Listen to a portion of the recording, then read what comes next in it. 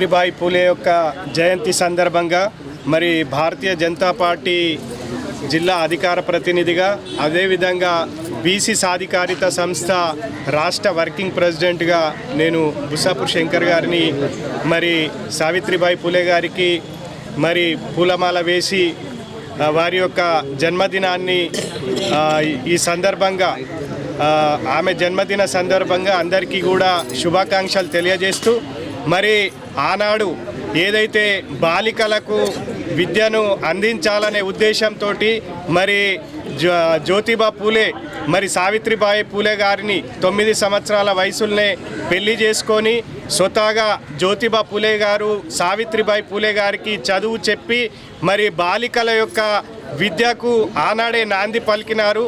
మరి చాలామంది మరి బీసీ నాయకులు ఈ యొక్క ఉద్యమాలు చేస్తూ మరి సావిత్రిబాయి పూలే యొక్క మరి ఏదైతే ఉపాధ్యాయ దినోత్సవం ఉందో మహిళా ఉపాధ్యాయ దినోత్సవాన్ని సావిత్రిబాయి పూలే యొక్క జన్మదినం నాడు జరపాలనే ఉద్దేశంతో అనేకమైనటువంటి బీసీ సంఘాలు మరి పోరాటం చేయడం వల్ల ఇవాళ రాష్ట్ర ప్రభుత్వం దిగొచ్చి మరి ఆమె యొక్క జన్మదినాన్ని మహిళా ఉపాధ్యాయ దినోత్సవంగా ప్రకటించడం రాష్ట్ర ప్రభుత్వం ప్రకటించడాన్ని హర్షిస్తూ ఉన్నాము. మరి అనేకమైనటువంటి బీసీ నాయకుల త్యాగాల వల్ల ఈరోజు మరి తన యొక్క జన్మదినాన్ని మహిళా ఉపాధ్యాయోత్సవ దినంగా ప్రకటించడాన్ని హర్షిస్తూ మరి ఏదైతే ఈరోజు ఇంతమంది మహిళలు ముందుకొచ్చిండ్రంటే ఆనాడు సావిత్రిబాయి పూలే త్యాగం వల్ల. లేకపోతే మహిళలు వంటింటికే పరిమితమైన వాళ్ళు ఇంటి నుండి బయటికి రాని పరిస్థితులల్లో మరి మహిళా శక్తి అంటే వీళ్ళు కూడా సగభాగం కాబట్టి వీళ్ళు కూడా చదవాలనే ఉద్దేశంతో సావిత్రిబాయి పూలే గారు మొదటి ఉపాధ్యాయురాలుగా ఉండడము ఆనందంగా ఉంది. మరి అదేవిధంగా ఏదైతే బీసీలకు 42% రిజర్వేషన్లు ఇవ్వాలని చెప్పేసి కూడా బీసీ సాధికారిత సంఘం తరఫున డిమాండ్ చేస్తూ రానున్న స్థానిక సంస్థల ఎన్నికల్లో 42% రిజర్వేషన్ వస్తే మరి బీసీలు కూడా ముందుకొచ్చే అవకాశం ఉంటుంది. ఆర్థికంగా సామాజికంగా రాజకీయంగా ముందుకొచ్చే అవకాశం ఉంటుంది. కాబట్టి ఖచ్చితంగా స్థానిక సంస్థల ఎన్నికలలో 42% రిజర్వేషన్లు ఇవ్వాలా. మరి అనేకమైనటువంటి బీసీ సంఘాలు కూడా కొట్లాడుతూ ఉన్నాయి.